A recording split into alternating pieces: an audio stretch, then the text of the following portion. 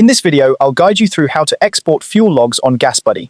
Exporting your fuel logs can be a helpful way to keep track of your fuel expenses and have a detailed record for personal or business purposes. So, let's jump right in and see how you can do this effortlessly. First, you'll want to start by opening the GasBuddy website. Once you have the site open, sign into your account. This is important because you need access to your personal account information to view and export your logs. If you're not already signed in, just enter your login details and proceed. It's always a good idea to make sure your login credentials are up to date to avoid any last-minute hassles. Now that you're logged in, look for your profile icon at the top of the page. It's usually located in the upper right corner. Click on it, and from the drop-down menu, select My Account. This will take you to your account settings where you can manage your various account features. Scroll down on this page until you find the section labeled Fuel Logs, and then click on View Fuel Logs.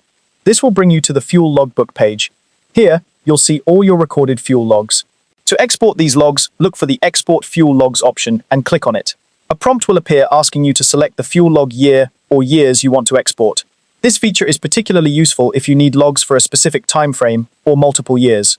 Once you've made your selection, click on Export Fuel Logs. After you've completed these steps, your fuel log data will be sent to you as a CSV file. This file will be emailed to the address registered to your GasBuddy account. Make sure your email is correct and updated to receive the file without any issues.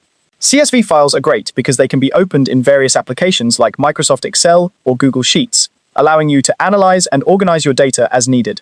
And that's it! You've successfully exported your fuel logs on GasBuddy. Having this data at your fingertips can be incredibly useful for tracking your spending or managing vehicle-related expenses.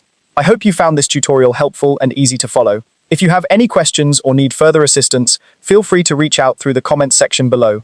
Thank you for watching, and happy logging.